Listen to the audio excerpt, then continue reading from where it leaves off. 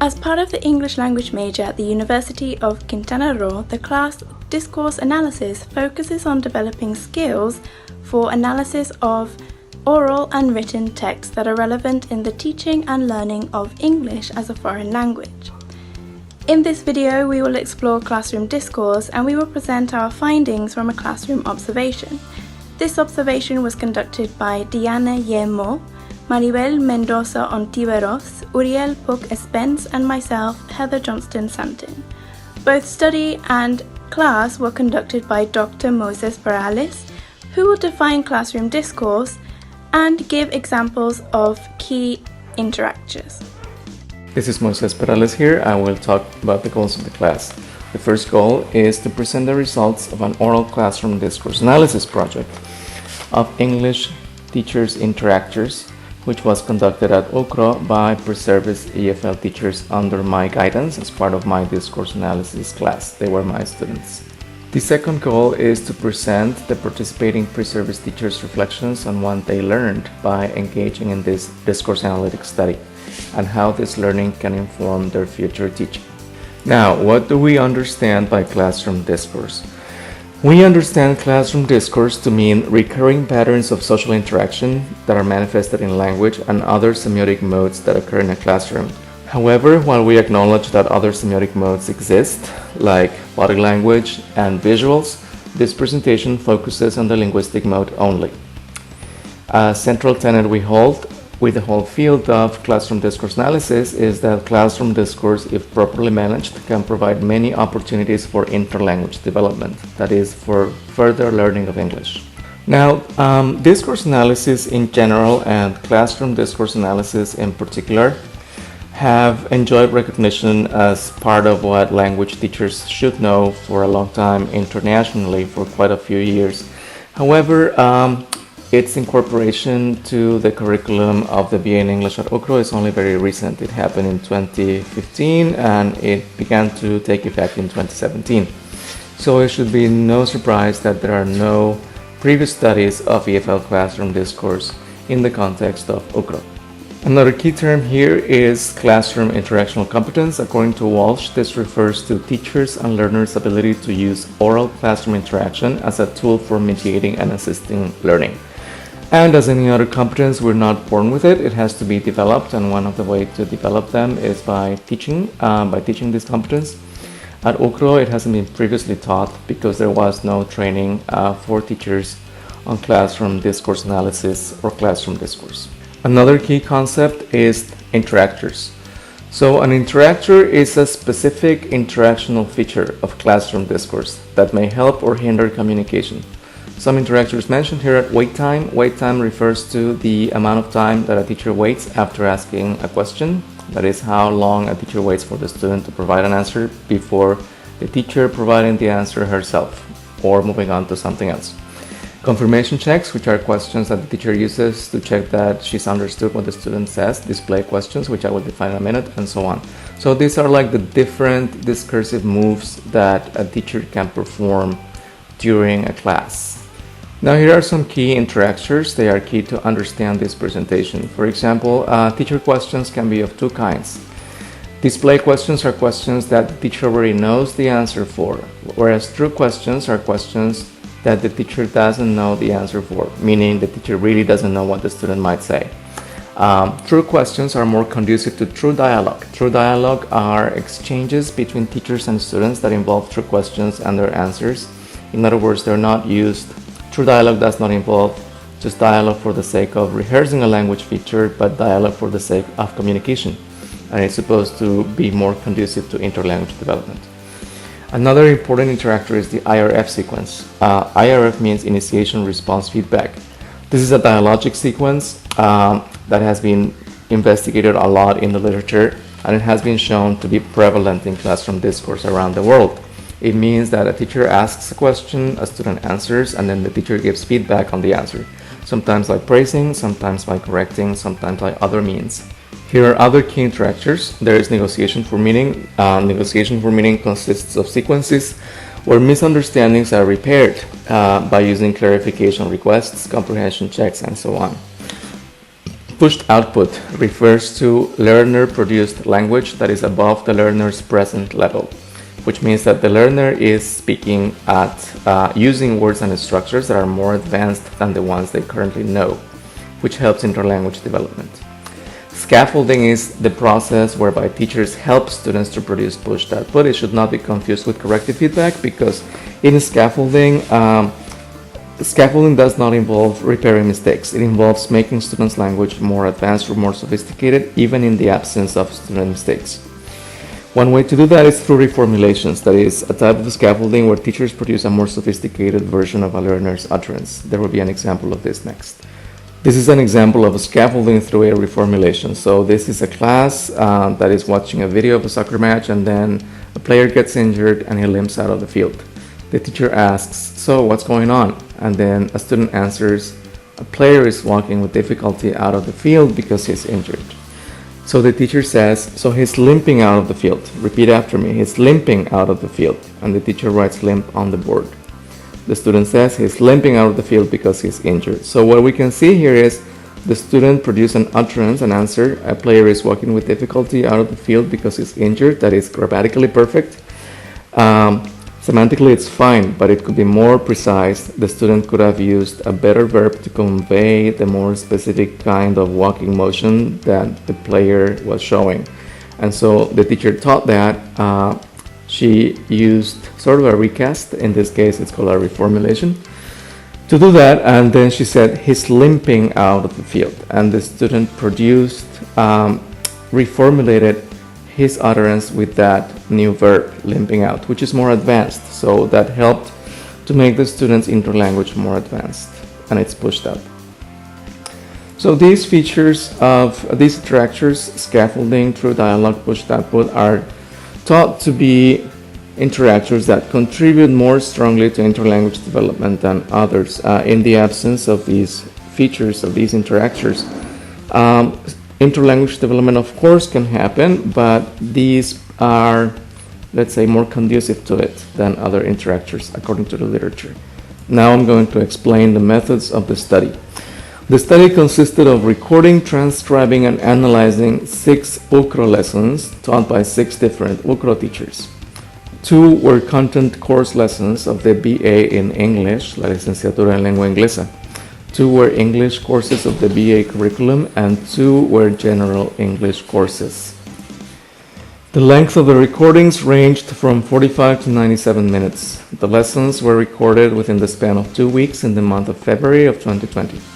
The students used their cell phones to record the lessons and their laptops to transcribe them. They analyzed the transcripts by segmenting them in turns and coding them using the list of interactors provided by Walsh 2011 and some from Lemke 1990 under my guidance. And here is what the students found. So the 6 teams of students found that all their 6 lessons showed an extreme underuse or a complete absence of the scaffolding and pushed output. Other features were prevalent, such as extended teacher turns, that is, the teachers talked a lot most of the time. Display questions, that is, questions that the teachers already knew the answer for, and direct repairs, that is, direct error correction. What this suggests is that possibly teachers have not received proper training on how to use classroom discourse features to promote interlanguage development, and this might be due to the fact that such type of training has not been available at UQRoo so far. And now these findings are going to be illustrated by an in-depth analysis of one specific lesson. After that, the participating pre-service teachers will discuss their individual reflections regarding what they learned by conducting the study.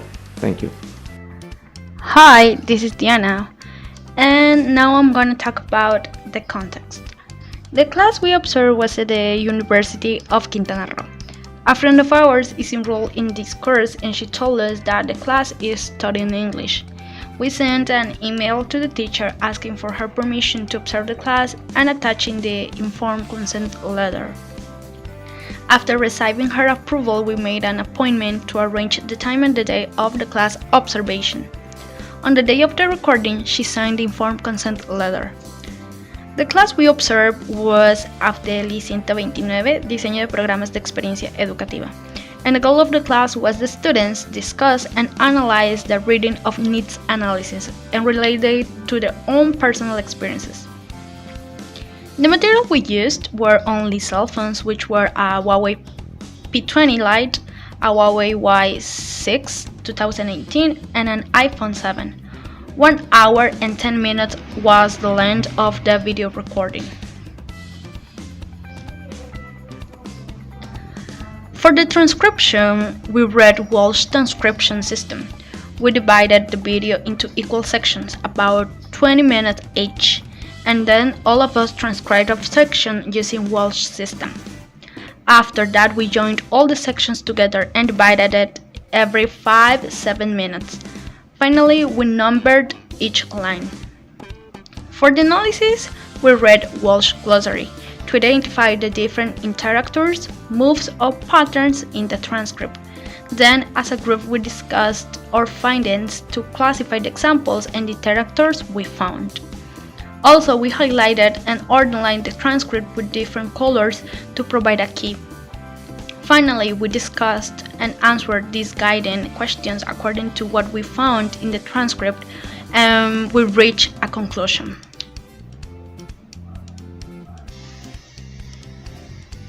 This is the careful key. There isn't all the interactors, patterns, and repairs that we read in Walsh glossary because not all of them were presented in the observed class. IRF sequence versus true dialogue or cross discussion. IRF sequence was presented 34 times and cross discussion only 2 times, with a duration of 93 and 217 seconds each. Display questions were presented 28 times and referential questions were presented 12 times. On the one hand, the IRF sequence was the most prevalent pattern used in the class, as we can see in these examples.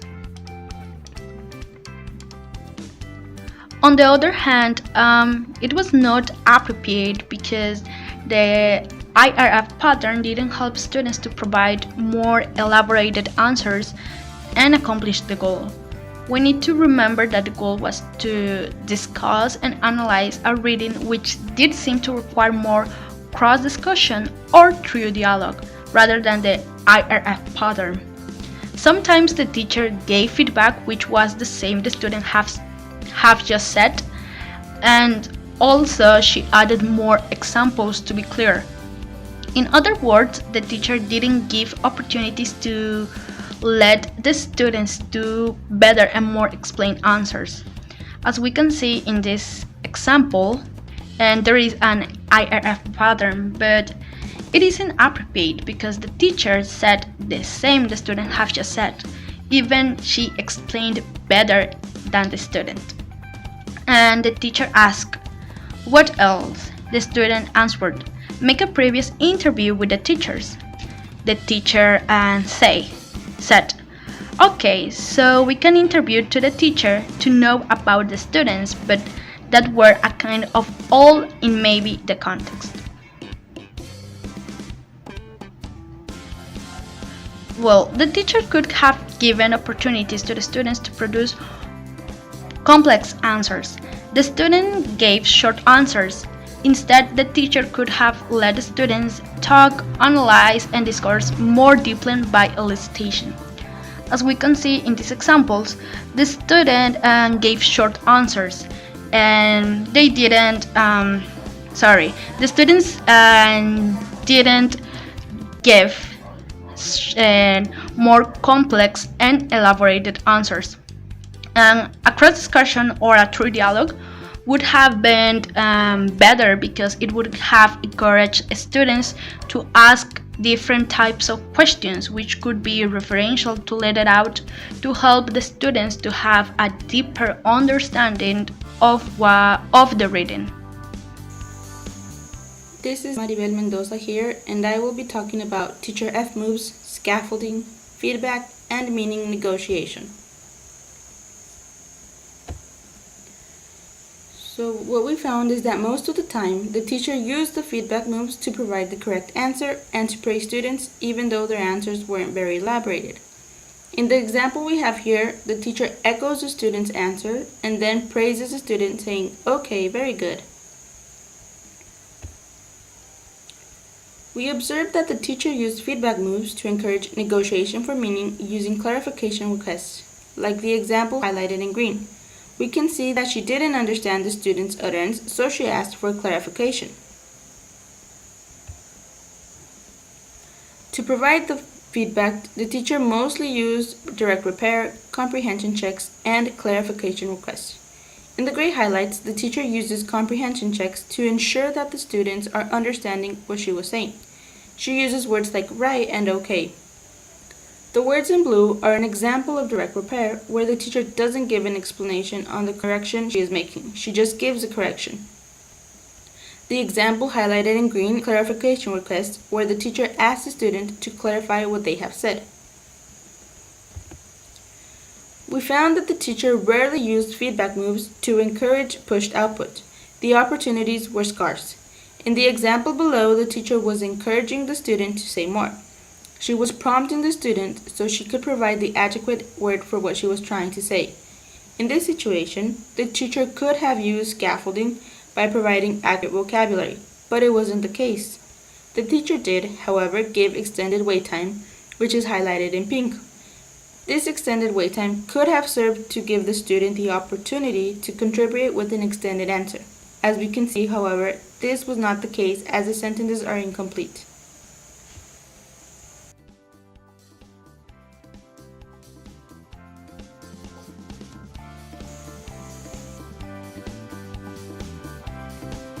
It's Uriel here.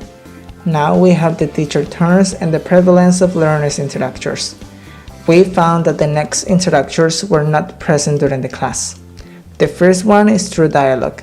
If students had expressed through dialogue with regard to what they understood about the content of the reading, it would have been evidence that they comprehended the reading and were able to relate it to their own experiences, thus accomplishing the goal of the class.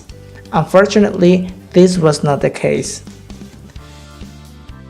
Now, by reformulating and providing the students with comprehensible input before the cross discussion activity, perhaps the learners might have been able to understand the terms used in the reading. However, they did not show evidence of understanding some terms such as ongoing and one single episode. Instead, they were asking for clarification. This is evident in the line 331 and again in 371 and 372. So, with a deeper and prior clarification of these terms, they might have initiated through dialogue, sharing their ideas and opinions, rather than asking for explanation about vocabulary. This might have also given the students the opportunity to perform pushed output. In the examples below, the columns highlighted in blue represent teacher talking time. As we can see, the teacher talking time was extremely prevalent during the class, and most of these turns lasted more than 1 minute. This is just an example of one section of the class.